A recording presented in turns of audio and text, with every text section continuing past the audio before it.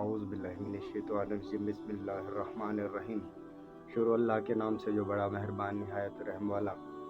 دوستو اور بھائیو السلام علیکم ورحمۃ اللہ وبرکاتہ۔ دوستو اور بھائیو، آج ہم مختصر قصہ کر رہے دین کے بارے میں۔ اللہ پاک ہمیں صحیح سننے سمجھنے اور اس پہ عمل کرنے کی توفیق دے، آمین ثم آمین۔ دوستو اور بھائیو، آج ہم قصہ کر رہے ہیں اصحاب سبت کا۔ اصحاب سبت وہ تھے جن کو مچھلی کا ذکر آئے قرآن پاک میں کہ ہفتے کو مچھلی پکڑنا منع تھا، تو ان کا مختصر قصہ کر رہے ہیں۔ اللہ پاک ہمیں صحیح سننے سمجھنے اور اس پہ عمل کرنے کی توفیق دے، آمین ثم آمین۔ تو شروع کرتے ہیں اللہ کے نام سے۔ سبت اور اس کی حرمت۔ حضرت ابراہیم علیہ السلام کے زمانے سے دین حنیف یعنی اللہ کے سچے دین کی تکمیل کا سلسلہ ان کی دو شاخوں بنو اسماعیل اور بنو اسحاق کے ذریعے قوموں اور ملکوں میں پھیلا ہے۔ اس لیے ان دونوں سلسلوں میں شعار اللہ کے متعلق یکساں اصول پائے جاتے ہیں، مگر حضرت اسحاق علیہ السلام کے صاحبزادہ اسرائیل یعنی حضرت یعقوب علیہ السلام کی اولاد نے، جو کہ بنی اسرائیل کہلاتی ہے، اپنے زمانے کے انبیاء علیہ السلام سے اختلاف اور جھگڑے کر کے بعض معاملات میں تشدد اور سختی کے احکام اور بعض معاملات میں ملت ابراہیمی سے جدا احکام کا بار اپنے کاندھوں پر ڈال دیا تھا۔ مثلاً حضرت ابراہیم علیہ السلام نے اپنی امت میں عبادت الہی کے لیے ہفتے کے 7 دنوں میں سے جمعے کا دن مقرر فرمایا تھا۔ حضرت موسیٰ علیہ السلام سے یہ اصرار کیا کہ ان کے لیے ہفتے کا دن عبادت و برکت کا دن مقرر کر دیا جائے۔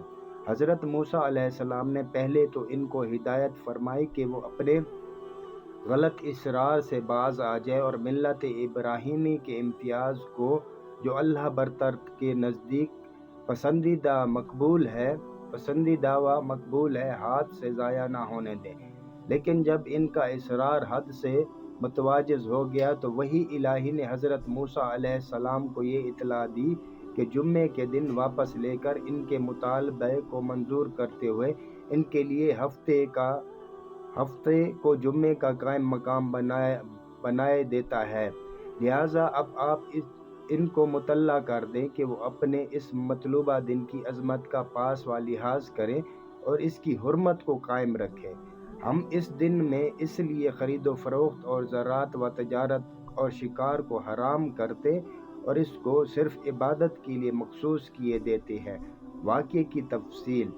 غرض ایک طویل مدت تک یہود بنی اسرائیل اپنے مطلوبہ روز عبادت سبت کی عزت و حرمت میں اللہ کے لیے ہوئے عہد و پیمان پر قائم رہے اور جن باتوں کو اس دن میں حرام کر دیا گیا تھا اس سے بچتے رہے، مگر آہستہ آہستہ ان کی کجروی اور متمردانہ سرکشی بروئے کار آتی گئی اور انہوں نے اللہ تعالیٰ کے ان احکامات کی، جو کہ حضرت موسیٰ علیہ السلام کی معرفت سبت سے متعلق ان پر لازم کیے گئے تھے، خلاف ورزی شروع کر دی۔ اور اگرچہ شروع میں یہ خلاف ورزی انفرادی اور خفیہ طریقے پر ہوتی رہی، مگر شدہ اس نے اعلیٰ الاعلان جماعتی حیثیت اختیار کر لی اور بے وقوفی اور بے باکی کے ساتھ اس کو کیا جانے لگا، بلکہ بہانے ہیلے تراش کر اپنی اس بد عملی پر فخر کیا جانے لگا۔ تب اللہ کے عذاب نے ان کو آ پکڑا اور وہ ذلت و رسوائی کے ساتھ ہلاک کر دیے گئے۔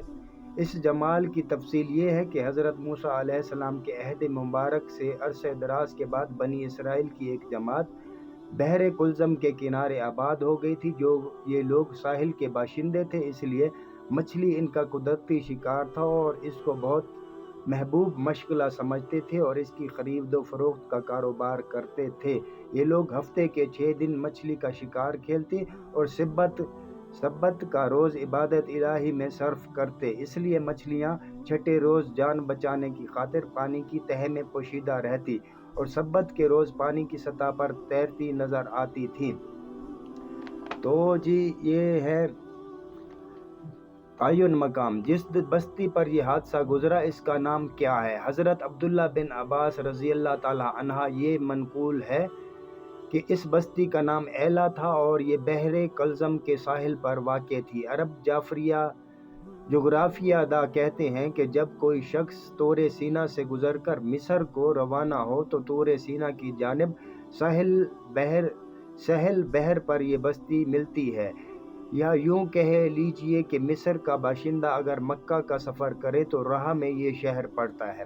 تو یہ تھا جی سبت والوں کا واقعہ مختصر۔ تو اللہ پاک ہمیں صحیح سننے، سمجھنے اور اس پہ عمل کرنے کی توفیق دے۔ آمین ثم آمین۔ اللہ حافظ۔